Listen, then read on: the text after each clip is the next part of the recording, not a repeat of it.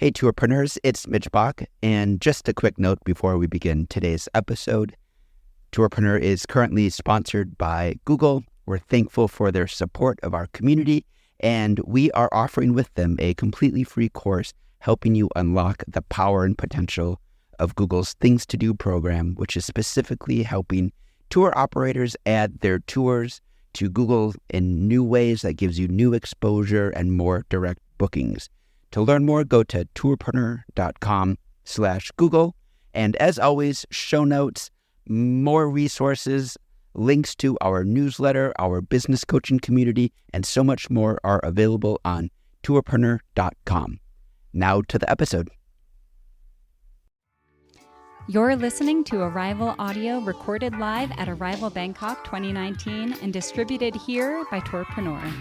This session features Arival CEO Douglas Quimby discussing AirAsia's move into tours, activities, and attractions with AirAsia COO Aaron Sarma. What you got there? I've got a little hat for you because, we're AirAsia, so we can't not have the hat somewhere. So this is for you.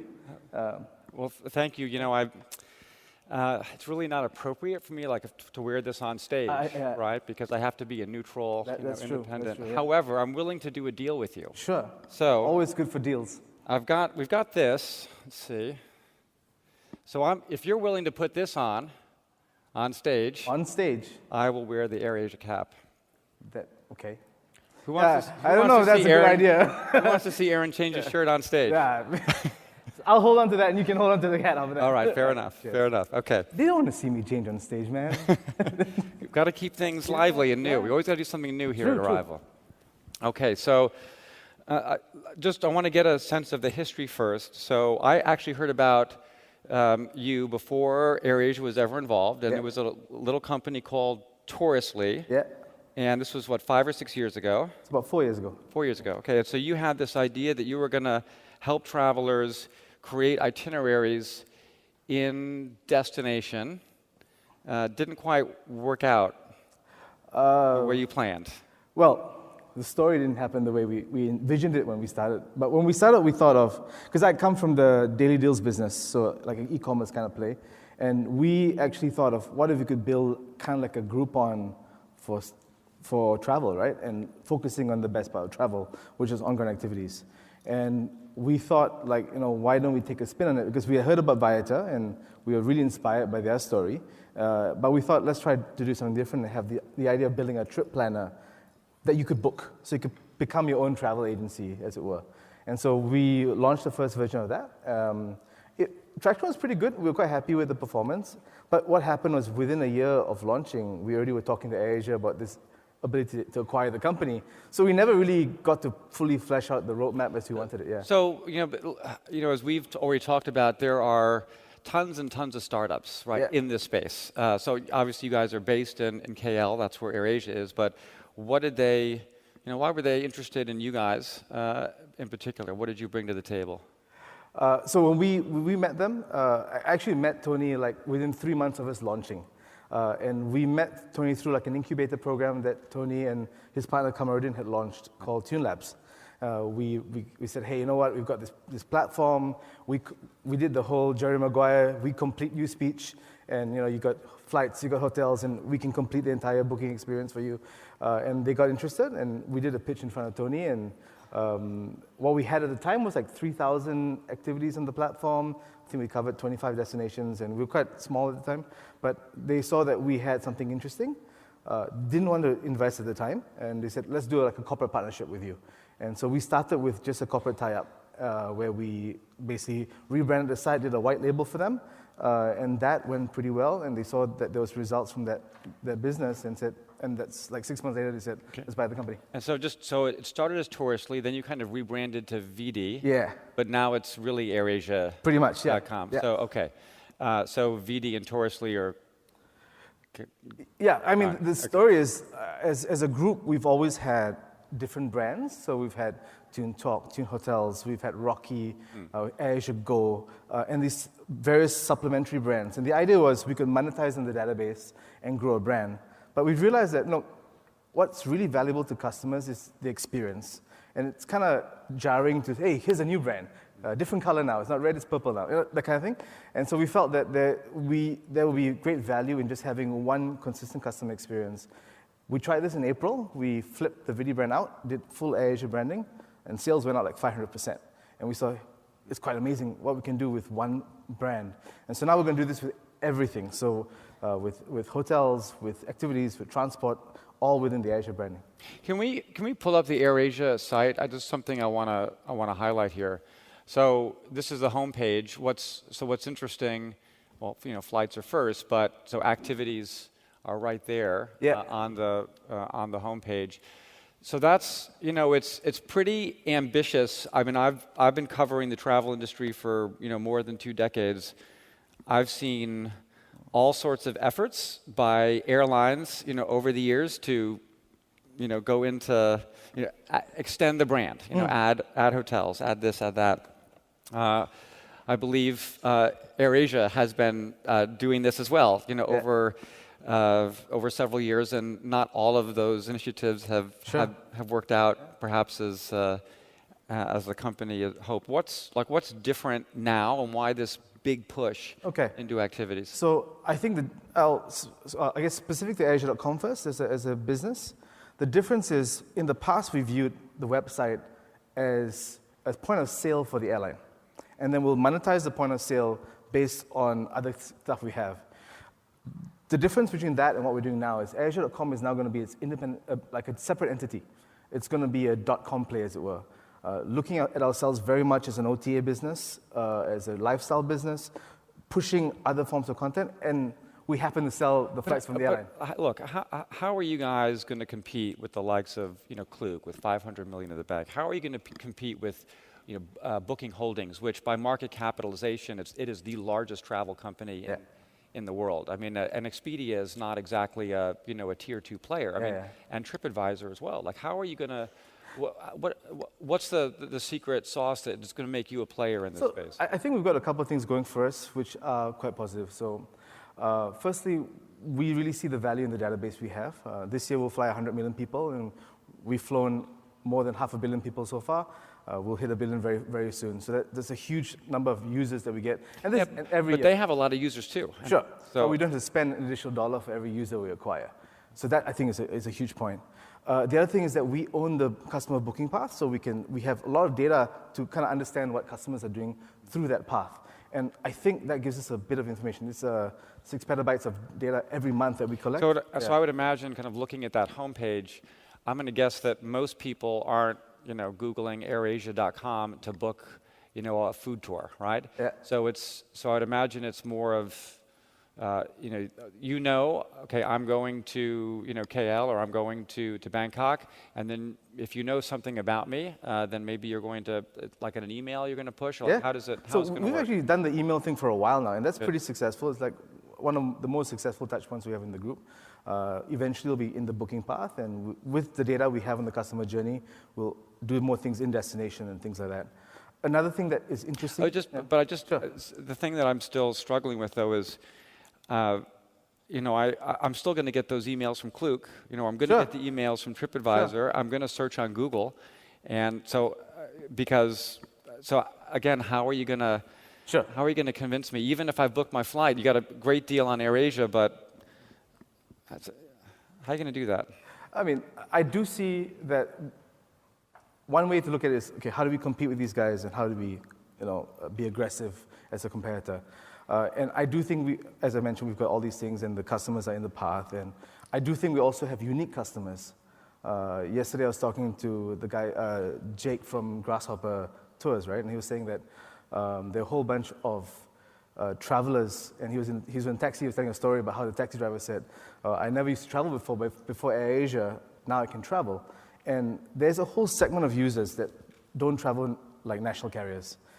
These guys only do budget carriers, and AirAsia is probably the one that they'll choose to fly within this part of the world. So I would argue that there's a whole class of traveler that is at us for us to acquire.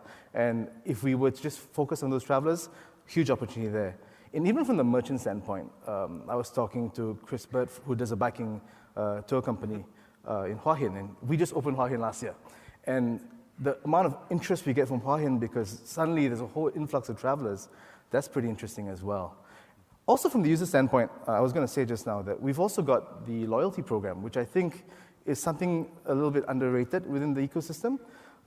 We've rolled this out within the activities platform, and you'll soon see it with the hotel platform and all the other platforms as well. You can now earn points on your flight and burn it on the trip. And that's something that nobody really has, a full ecosystem worth of points that you can use around the network. And that's something we're going to do. You'll see it with lifestyle, you'll see it with the hotel deals and the packages, and this will be quite interesting for us. Douglas, we have a question from the audience here. Hey Aaron, Kevin Liu, ResD.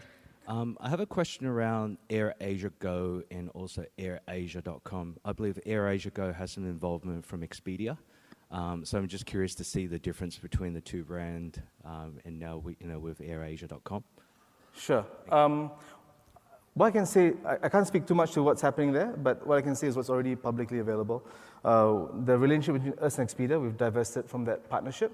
And so eventually we will run our own hotels platform independent of Expedia, which may or may not be called AirAsia Go. Right now we're leaning to just calling it all AirAsia, or AirAsia Hotels. Yeah. So how many destinations are you in with activities? With activities, we're at 84. And how much supply? We've got about 15,000 deals. What kind of, what are you looking for in particular? In other words, if I'm an operator or an attraction, how do I know that AirAsia is the right partner for me?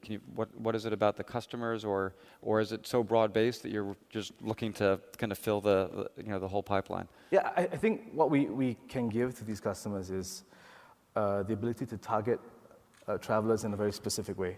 For example, we've got a flight from Bali to Osaka, and vice versa, right?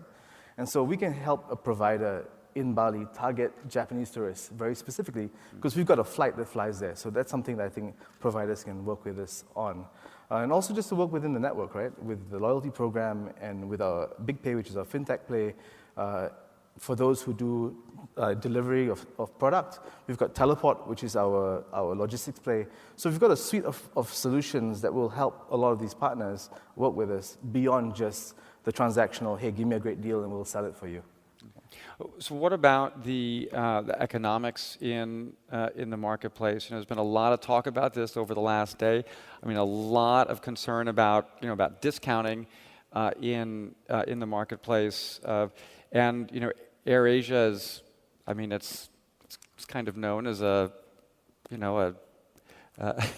economy brand, right? It's a low-cost carrier. Yeah, low-cost carrier. So how are you, working with suppliers, and what's your take on the whole, all of this pricing pressure that's in the marketplace? Yeah, I mean, the struggle is real, and we do feel the pressure to kind of have really competitive pricing. So that's something that we always work on in having the best prices possible. And that's why we're working with some of the people in the room to see how we can really provide the right kind of product, the best quality product to the customer. But I think the secret in it is beyond that. And because we're looking at this as an ecosystem play, we're looking at the overall revenue per customer rather than per vertical.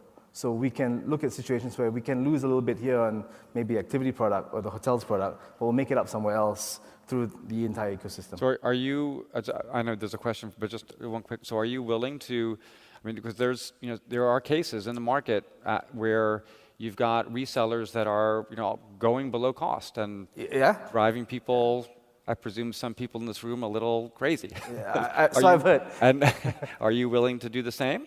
Are you doing that already? We're not consciously doing this, so we're not really operating on this mode where we have to heavily discount everything. What we are focusing on is providing the right price to the customer at every point we can. My name is Lauren Shannon. I'm with Arigato Japan Food Tours. Hi. Hi. I just wanted to say so yesterday during the Super Apps talk, people asked the question, how can you be very local where providers are and be a global brand? That's part of the problem for these big apps. But I think for you guys, the advantage would be you're the experts in Asia. Yeah. Right? So I think doubling down on that, and also I wanted to know if you thought about, a lot of people take discount airlines, but that doesn't mean that they're not willing to spend more in destination. They're saving money on their flights, so they have more money on their vacation. So are you using that in your strategy, sort of owning Asia and then offering a wide variety of pricing? Thank you. I think that's absolutely correct. I mean, it's in the name that we at AirAsia, so we think we're going to focus very much on Asia as our playground. Don't really see us going very far beyond it for now. And we really see ourselves as destination experts who can provide this value to customers because we understand the market a little bit better. And your insight about people willing to spend on the trip is absolutely true. People are using the flight component as just a utility to get me from point A to point B, and they're there for the holiday. So they're booking 4- and 5-star hotels, and they're really spending on the activity because the idea is that I want to have the best holiday possible. The flight's not so essential for me. The travel in luxury, I can just get there and enjoy myself. We just have just a few seconds left, but just really kind of nuts and bolts questions. So if I'm an operator, can I work with you directly? Do you work with B2B partners? Should I be speaking to be my guest, or to you directly, or to some other player? What's the path to working with AirAsia? Yeah, so traditionally we've had a combination. Before this, we had direct sourcing that we did ourselves. We had a team that did it. We also worked with some B2B players as well. We are exploring with some of the B2B players in the room of how we can work with them. So I would just invite you guys at this stage, because it's still pretty much early days for us as AirAsia.com as a platform. Let's start a conversation, and then we'll see how we can move this forward. Last question, your biggest kind of competitive, concern? There's one company or kind of one group of companies in the marketplace that you kind of worry about the most, or watch the most? I think the biggest fear that we have is from somebody who's not there yet. I know somebody said this yesterday as well, but I think that's really true, because I think the ones that are already in the market, we kind of already know the space they're playing in. And in our case, we worry about the big alphabets deciding to come into the same space and thanks, and playing in the same space with us, yeah. Awesome. Ladies and gentlemen, Aaron Sarma, thank you. Thank you. We hope you enjoyed this session from Arival, the only event dedicated to creators and sellers of tours, activities, and attractions. Head to arivalevent.com to register for upcoming conferences around the globe. And for insights into the in-destination industry, head to arival.travel.